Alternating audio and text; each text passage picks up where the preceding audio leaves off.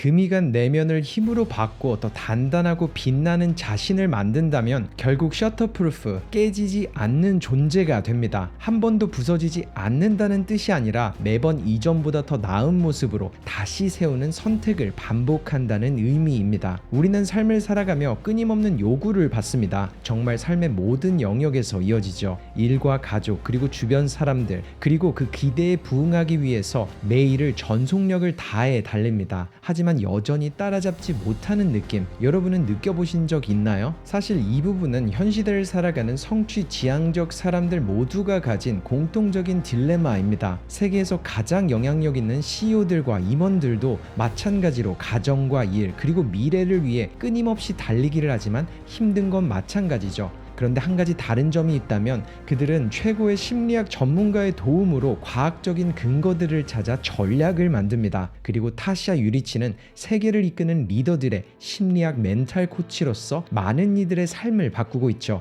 그녀는 말합니다. 조용히 견디면 된다는 건 잘못된 믿음입니다. 우리는 원하든 원하지 않든 삶의 스트레스에 짓눌려 구부러지거나 때로는 부러지기 마련이죠. 그러나 꼭 그렇게 살 필요는 없어요. 우리를 부러뜨리는 바로 그 시간이 역설적으로 우리를 새롭게 빚어낼 수 있습니다. 이는 곧 깨지지 않는 힘을 가진 존재가 된다는 뜻이죠. 그리고 깨지지 않는 힘을 가졌다는 것은 한 번도 부서지지 않는다는 뜻이 아니라 매번 이전보다 더 나은 모습으로 다시 세우는 선택을 반복한다는 의미입니다. 이런 말을 남긴 저자, 이번 영상에선 깨지지 않는 멘탈, 셔터프루프 속 타샤의 인사이트와 제 생각들을 여러분과 함께 나눠보려고 합니다. 가장 먼저 저자는 힘든 일을 겪고도 다시 일어서는 능력, 이런 뜻을 가진 회복 탄력성에 대해 정말 중요한 두 가지 반론을 제기합니다. 첫째, 회복 탄력성은 한정된 자원이기 때문에 점점 혼란스러워지는 현대 사회에서 단순히 그것만으로는 더 이상 완전한 대처 전략이 될 수 없습니다. 둘째, 끊임없는 혼돈에 대한 최선의 대응은 그저 버텨내는 것이 아니라 그 혼돈을 활용해 스스로 최고의 모습으로 성장해야 하죠. 하지만 회복 탄력성은 무한하지 않고 오히려 사용할수록 줄어드는 자원에 가깝습니다. 우리를 죽이지 못하는 고통은 더 강하게 만든다. 이 신화는 특히 사회적 약자들에게 부정적인 영향을 주죠. 스트레스가 우리를 더 강하게 만든다는 믿음이 오히려 우리를 더 취약하게 만듭니다. 여러분, 여기서 혹시 눈치채셨나요?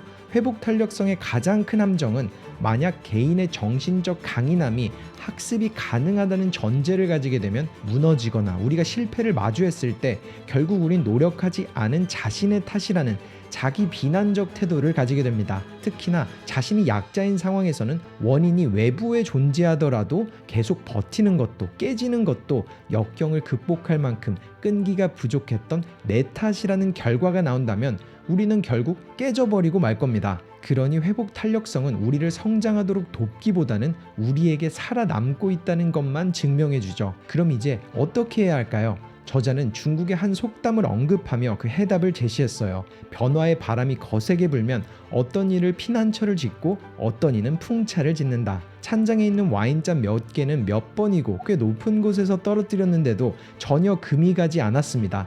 그런데 아이폰은 더 낮은 곳에서 떨어뜨렸을 뿐인데도 완전히 산산조각이 나버렸죠. 인간의 정신도 마찬가지입니다. 보통은 처음, 두 번째, 세 번째, 심지어 10번째까지도 잘 버팁니다. 우리는 다행히 멀쩡한 애라며 안도하지만 보이지 않는 작은 균열은 계속 내부에 쌓이죠. 그러다 아주 사소한 충격 한 번에 순식간에 깨져버리는 거예요. 인간의 회복 탄력성도 이와 같습니다. 겉으로는 잘 버티는 것 같아도 아주 미세하게 안에서는 더 쉽게 부서질 수 있는 상태로 변해가죠. 하지만 여기서 우린 보완적 접근법을 하나 더 할 수 있습니다. 금이 가기 직전에야 겨우 알아차리는 게 아니라 그보다 훨씬 일찍 약한 부분을 발견하고 고칠 수 있다면, 아니 이미 금이 가고 있을 때라도 그 틈을 오히려 이전보다 더 단단하고 아름답게 만드는 방식이 있다면 어떨까요? 이런 생각을 바탕으로 탄생한 것이 바로 킨츠키입니다. 수백 년 된 일본의 전통 수리 예술이죠. 금처럼 귀한 금속을 섞은 오츠로 깨진 물건을 이어붙이는 방식이에요. 금이 간 내면을 힘으로 바꿔 더 단단하고 빛나는 자신을 만든다면 결국 셔터프루프, 깨지지 않는 존재가 됩니다. 이런 메시지를 남긴 타샤, 그녀는 깨지지 않는 힘을 위한 첫 번째 스텝으로 한 가지 연구 결과를 인용했습니다. 한 문장으로 설명해보자면 고통이 보내는 신호에 진심으로 귀를 기울여 보는 것, 이렇게 말할 수 있을 겁니다. 이 실험에서는 참가자들이 힘든 사건을 겪은 뒤 단 8분 동안 자신의 반응을 돌아본 결과 직후에는 통제 집단보다 조금 더 힘들게 느꼈지만 하루가 지나자 훨씬 나아졌고 이틀 뒤에는 그 사건에 거의 영향을 받지 않았으며 또 다른 연구에서도 이러한 효과가 몇 달 동안이나 지속될 수 있음을 보여줬다고 해요. 그리고 수년간 수백 수천 개의 인터뷰들을 분석하는 과정에서도 찾은 공통점은 참가자들이 자신의 고통에 주의를 기울일 때만 비로소 진실에 도달할 수 있었다고 합니다. 즉 상황은 달라도 한 가지는 동일해요. 상황을 개선하려면 반드시 먼저 무엇이 잘못되었는지 냉정하게 들여다봐야 합니다. 저자는 이 과정을 맨발로 불길 위를 걷는 일에 비유했죠. 잠깐은 뜨겁고 아프지만 반드시 지나가야 할 과정일 뿐이니까요. 고통은 늘 문제처럼 보이지만 대개는 해답의 일부다. 이런 말처럼 고통은 주의를 기울이라는 한 가지 신호로 받아들이세요. 그 고통이 변화를 향한 길을 제시할 겁니다.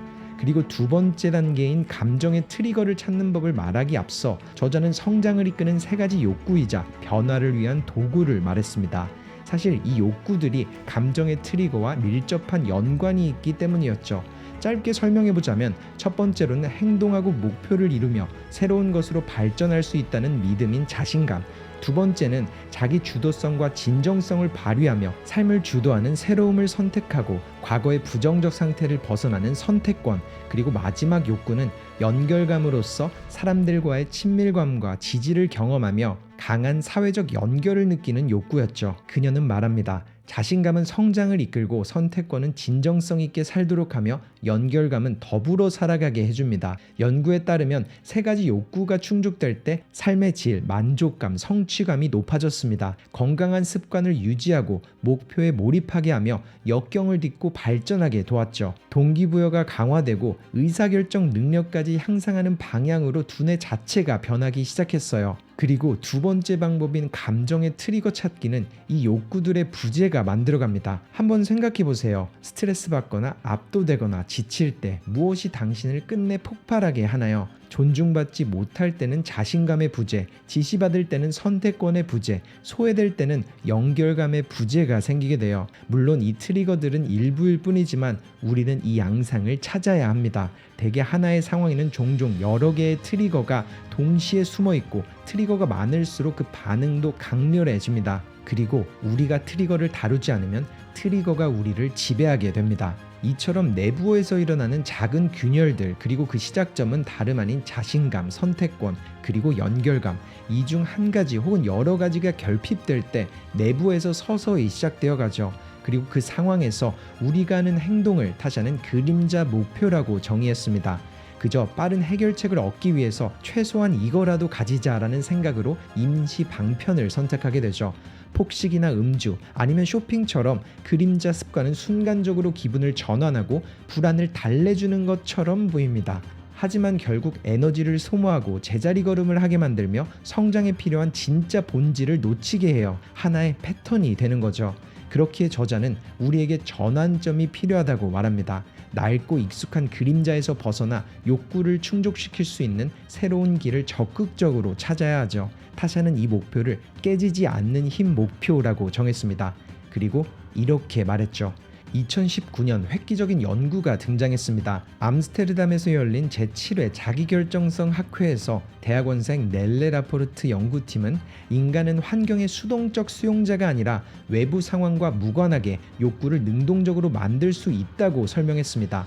수백 명을 대상으로 진행한 연구에서 이 욕구 설계를 꾸준히 실천한 그룹은 자신감, 선택권, 연결감 욕구 충족도가 더 높았고 스트레스와 우울감은 더 낮았으며 삶의 활력, 만족감, 기분 상태가 전반적으로 더 긍정적인 결과를 보였어요. 즉, 우리는 욕구 설계를 통해 환경의 한계를 뛰어넘을 힘을 지녔습니다. 그리고 저는 이 세 가지 욕구를 채우는 모델을 6가지 깨지지 않는 힘이라고 부릅니다. 첫째는 나를 성장시키는 의미를 가진 성장, 둘째는 삶을 더 풍요롭게 하는 번영, 세 번째 행동으로 옮기는 실행, 네 번째 진정성 있게 선택하는 조율, 다섯 번째 의미 있는 관계를 잇는 연결, 여섯 번째 세상에 베푸는 기여, 이것들을 토대로 인생을 살며 가장 크게 좌절된 욕구를 떠올려 보세요. 삶에서 결정적 사건은 성장을 이끄는 세 가지 욕구인 자신감, 선택권, 연결감 중 무엇이 가장 부족하게 느껴지는지를 드러냅니다. 그리고 이렇게 묻는 거죠. 그 욕구를 충분히 충족시키려면 무엇이 필요할까? 어떤 깨지지 않는 힘 목표가 나의 그림자 목표를 가장 자연스럽게 저지할 수 있을까? 그렇게 세워진 깨지지 않는 힘 목표는 꾸준히 몰입했을 때 삶의 질을 높이기 시작했습니다. 그러니 목표 설정을 한 번으로 끝내지 말고 지속적인 몰입을 통해 나아가세요. 목표를 선택하는 순간은 끝이 아니라 새로운 시작이자 전환점이 될 겁니다. 이번 영상 속 타샤의 메시지를 요약해보자면 우리는 회복 탄력성이라는 거짓된 신화를 들으며 멈추지 못하고 조용히 버티며 살아갑니다. 세 가지 욕구인 자신감, 선택권, 연결감, 이 욕구들의 부재 혹은 결핍 때문에 균열은 서서히 시작되죠. 그렇게 쌓이는 스트레스 속 우리는 그림자 습관을 끊임없이 해나가기에 삶은 변하지 않고 아주 천천히 아래로 내려가요. 그렇게 우리에게 필요한 건 욕구의 부재를 알아차리고 나만의 그림자 목표를 찾아보는 시간, 그리고 그걸 대체할 깨지지 않는 힘 습관을 삶에서 꾸준하게 이어가야 한다는 통찰. 이런 그녀의 메시지는 고통을 줄이기만 하려는 마인드셋에서 되려 받아들이기로 버티는 대신 변화할 용기를 줍니다. 그리고 그런 움직임들은 회복에 그치지 않고 한 걸음 더 도약하는 성장의 삶을 만들어가겠죠. 타샤는 마지막으로 이런 말을 남깁니다. 브레네 브라운이 자신의 책에 쓴 것처럼 금이 가고 심지어 부서지고 있다고 인정하는 순간에야 비로소 앞으로 나아갈 길이 열립니다. 시련 속에서 다시 일어서는 사람들은 자기 안의 감정을 부정하지 않고 고통의 이야기를 마주할 용기를 가지게 돼요. 그리고 깨지지 않는 힘을 지닌 사람들은 고통을 개인적 실패가 아니라 힘의 원천으로 바라봅니다. 잊지 마세요. 깨지지 않는 힘을 가졌다는 것은 한 번도 부서지지 않는다는 뜻이 아니라 매번 이전보다 더 나은 모습으로 다시 세우는 선택을 반복한다는 의미입니다. 여러분은 어떠셨나요? 끊임없는 혼돈 속에서도 역경을 변화의 기회로 삼으려는 분들께 타샤 유리치의 메시지가 닿길 바라며 이번 영상을 마칩니다. 감사합니다. 터닝포인트였습니다.